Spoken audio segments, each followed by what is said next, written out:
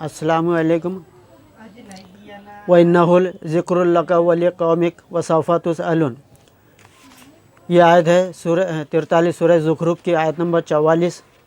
और बेशक ये कुरान आपके लिए और आपकी कौम के लिए नसीहत नामा है और तुम सब से इसके बारे में पूछा जाएगा।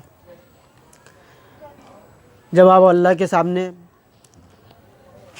खड़े होगे, अल्लाह आपसे पूछेगा कि आपने दुनियावी ज़िंदगी को पाने के लिए कितनी किताबें पढ़ी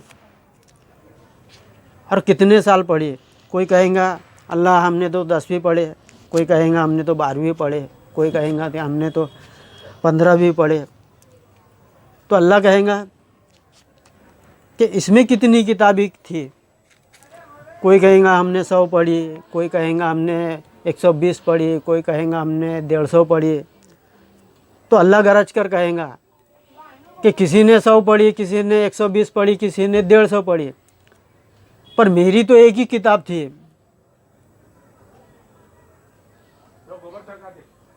क्या उसे तुम्हें पढ़ने की फुर्सत नहीं मिली?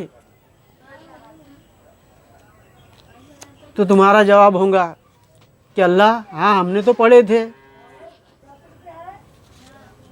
कुरान तो हमने कंप्लीट किए थे। अल्हम्दुलिल्लाहि रब्बिल आलमीन अर्रहमानिर रहीम मालिकी यौमिद्दीन इय्याका नअबुदु व इय्याका नस्तईन इहदिनस सिरातल मुस्तकीम सिरातल लज़ीना अनअमता अलैहिम गैरिल मग़ज़ूबि अलैहिम वलज़्ज़ालिन। सूरह हमद से लेकर सूरह नास तक हमने अल्लाह पढ़ लिया था और उसकी तिलावत भी करते थे। तो अल्लाह कहेगा तेरी ज़बान क्या थी? कोई कहेंगे हमारी ज़बान हिंदी थी, कोई कहेगा हमारी ज़बान बंगाली थी, कोई कहेगा हमारी ज़बान पंजाबी थी। तो अल्लाह कहेगा कि कुरान किस ज़बान में लिखा हुआ है? तो सबका जवाब होगा अल्लाह अरबी। तो अब अरबी का तुमको मतलब पता था क्या अरबी में क्या लिखा था? तो सबका जवाब क्या होगा? सब नीचे गर्दन किए हुए होंगे, कोई जवाब नहीं बन पड़ेगा। तो अल्लाह यही बात समझाने की हमें कोशिश कर रहा है। 41 सूरह हामीम सजदा वल्लाहु जअलनाहु कुरआनन अजमिय्यन लक़ालू लौला फुस्सिलत आयतुहु अजमिय्यु व अरबी। कि अगर हम ये कुरान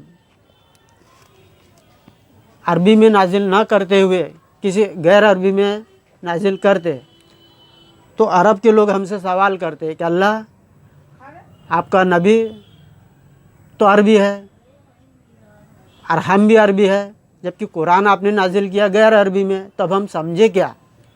हमको पता कैसा चलेगा कि वो क्या कह रहे हैं? और इसी तरह की आयतें कुरान मजीद में और भी कई जगह मौजूद है, करीब करीब 5 से 7 जगह मौजूद है कि अल्लाह इसी बात की ओर हमारा ध्यान दिलाने की कोशिश कर रहा है, तवज्जो दिलाने की कोशिश कर रहा है कि कुरान है अरबी और वो हमने उतारा किसके लिए? अरबों के लिए। अरबी ज़बान में उतारा तो अरबों के लिए, क्या? ताकि वो समझे। लेकिन अब दुनिया में जितने भी दुनिया में मुसलमान हैं उन सब की ज़बान जो है वो अरबी नहीं है। किसी की हिंदी है, किसी की रशियन है, किसी की इंडोनेशियाई है। तब कुरान में जो लिखा हुआ है वो तुम्हें कैसे समझे? ईमान पर अल्लाह कहता है कि अगर तुम्हारे सामने अगर कोई कुरान की आयत सुनाए और उसका मतलब जो भी बताए तो उसकी तह तक जाने की कोशिश करो कि उसने जो कहा है वो सच में वही कहा है क्या, वही वहाँ है क्या। अब ऐसा नहीं कि मैंने कह दिया ये कुरान पढ़ लो, उसने कहा क्या वो अच्छा है, वो हमारा है, हमने लिखे तो उसी को पढ़ लो। ऐसा नहीं है, सब क्यों मिला कर देखो बात किस में सच है।